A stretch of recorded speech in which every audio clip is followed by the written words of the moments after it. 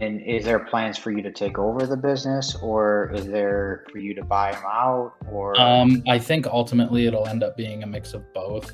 Gotcha. Traditionally, when you go down like a partnership track in finance or law or something like that, you're gifted a Yep. small portion, Yep. and then as you go forward, leverage that small portion and the cash flow from it to buy into the bigger portions as they sell out and retire. Gotcha. Okay.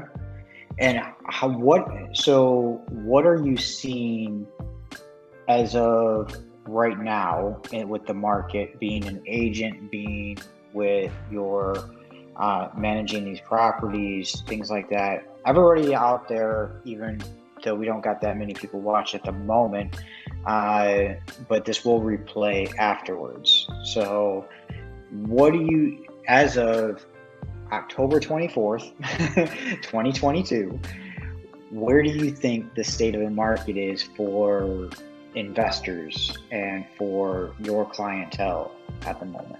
So I think, everybody says you make your money when you buy, right? Yep. So when you look at these homes, 6 months ago, we were buying them 20% down, 3.5, maybe 4.5% interest rate, right? Yep. Cash flows really well. Now we're looking at things and the interest rate's 7 or 8%. We're still putting the same money down. The values have gone up, so we're putting more, but an even percentage. And the cash flow is not quite as high. Okay. So I guess I'll start on the sales end. On the real estate side, everything in the upper end is just getting crushed right now. Gotcha. Homes that were listed for 800,000, I just saw one of them got relisted at 700. They took $100,000 off just because they can't move them. People in the upper brackets aren't buying these things right now. Yeah. Now, the difference is in the lower brackets. In some markets, a starter home, like, if you're really in Detroit, a starter home could be 60, 70 grand. Where I live, I think a starter home is probably about 250 grand, and then it goes up from there. But no matter what market you're in, the starter homes are pretty well insulated because the people at the bottom, at least in my view, obviously, some of them are cut out by the interest rate hike, but the majority of them, the interest rate going higher doesn't necessarily change their payment a ridiculous enough amount to where it doesn't make sense or they can't afford it. Because the person who would buy an $800,000 home is just going to go buy a $500,000-$600,000 home. But the person who has to buy a $200,000 home to get into the market, there's nothing for them to go down to. Mm-hmm.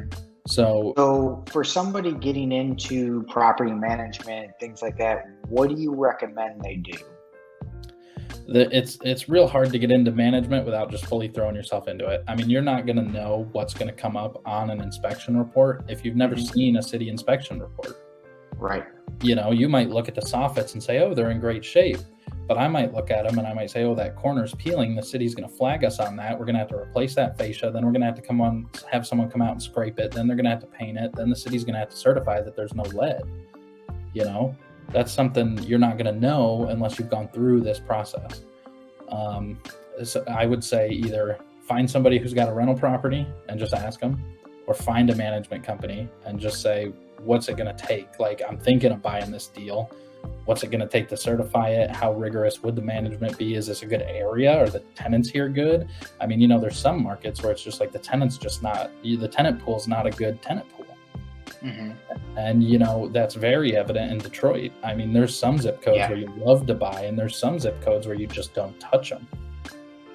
Yep. And for me, because I haven't been able to sell one over there, and I had a bad experience, that 48213, don't come at me with a 48213 zip code. I ain't gonna touch it. I don't got buyers for it. It's not gonna happen unless you're saying it's $5,000. Yeah, right. Then it might be worth it.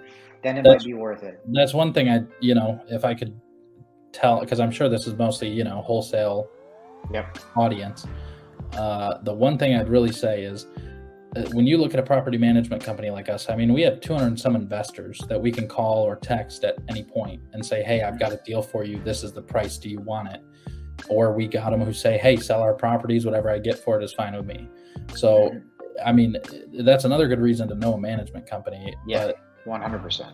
But I mean, the thing is, we get pitched deals all the time, as you can imagine, because when you're talking 250 owners who've got, considerable sums of money to throw around at different deals, we get pitched all the time. And the number one thing I'd say to the wholesalers is we love to do deals with wholesalers. We love to find them because then, at the end, we typically end up managing the property for whoever buys it. But you got to know the numbers on it. That's the biggest problem we've seen. Yeah, and to use a land contract versus just a straight seller finance. Yep. And so he did a really great job in answering that question. And it was mainly when you have other lien holders on there that you don't want them to really know what's going on at that time until you decide to. So yeah, I mean, we facilitate a lot of land contracts too. And land contracts are great. I mean, they're great for the seller because they're still getting some passive income. They're not getting taxed out the ass with capital gains. Yep. And then, the buyer gets the property, right? So someone who traditionally couldn't get the property gets the opportunity to get the property, and the seller's still keeping income coming in and keeping their taxable dollar value low, which every investor wants. So, yeah, because they can still write off the losses on the property because the deed's still in their name. Yep, they still own it.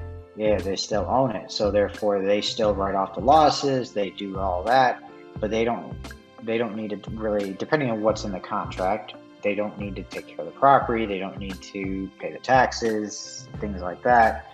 But yeah, so it was really interesting to see because in the YouTube world, you don't see people talking about land contracts. And in Michigan, you see them all over the place. Yeah, it's very common. One thing that I'd like to add a little for the wholesale audience here is, a lot of times, like I said, we'll get pitch deals and they won't be deals. We won't take them. They won't be great. But sometimes we find a good deal and we'll take it, right? So when we take that deal, one deal is really all it takes. Because now I've got 6 people in my inbox who have sent me proof of funds who have the money, who are ready to buy the next house I put up in Warren that's $50,000. Right? So if you guys can get any of these wholesalers, if you can lock up one good deal and bring it to us and we close on it, that just opens the floodgates. Like I said, I got 250 people with cash in the bank ready to go. So if you get one good deal and push it through, that's all it takes. 100%. That being said, how can people get a hold of you? Or if they want to do deals with you, things like that. I don't know if you have a ton of audience, but at least if they want to get a hold of you and do anything like that, what's the best way? Yeah, I mean, so you can email me at nick@nhlpropertymanagement.com. Easiest way to get straight to me. I'm in my office all day, looking at my email all day. It's the best way. Next, cell phone, 810-623-3551. I'm going to have 100 people call me because I put it out there that I have a ton. But, that's what it is. nhlpropertymanagement.com. That's us. You can find it. I mean, we're pretty easy to find. A lot of people go through Facebook nowadays. You can find me on Facebook, just Nick Sanborn. I'm sure it's linked somewhere, or you can just look up my name and my headshot was in here, so I'm sure you'll find me. I'm pretty easy to find, but those are probably the best direct ways to get to me. With how many properties you have, how do you keep up with everything? With 400 plus properties, things like that. What's the secret sauce in you guys? I think ultimately it's just we've got good people and good systems. I mean, those are really the two things you need. You need good people and you need good systems for the people you use. We've got great systems. Something breaks, we get notified. Contractors out there immediately. I've got multiple full rehab crews. We're doing a house in Detroit right now. A guy bought it for $38,000. The rehab on it's another $30,000. He's going to be all in with closing costs about $75,000. He'll be out of it for $120,000. We facilitate the whole thing. All he did was buy it. After that, he gave us the rehab funds. We facilitate everything. I mean, we've got multiple crews of rehabbers from A to Z, electricians, plumbers, then not to mention we've got all the systems obviously on the computer. I don't want to give away what it is, No, But that's okay. we've got all our back end systems and all these things to facilitate all this. I mean, we've got an accounting department, we have a legal department, we have 2 or 3 lawyers on retainer that answer the phone. I mean, we've got the people and the systems ready to tackle it. Got it. That's awesome. And I guess that's where you coming in, building, coming in with a company that already had the systems built in. That was like a match made in heaven right there, So, yeah, it was very beneficial for both parties. Gotcha. Okay. Now, anybody, what's the benefit with going with your management company? And we can put a plug for the management company right here.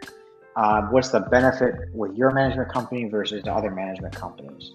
The number one thing I'll say is a lot of management companies, especially in the Metro Detroit area, don't certify houses.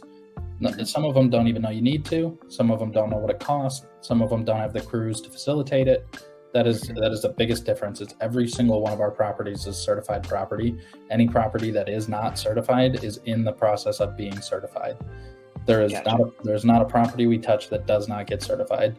And that is the biggest difference between us and most everyone else, because everyone else says, why do we need to spend the $300 to do the applications and the inspections? Why do we need to spend the $5,000-$10,000 fixing up the house? Well, you don't. But if you're trying to get an eviction, you're trying to get SARA funds, you're trying to get Section 8, you're trying to get any help with it, nobody's going to help you if they're not certified.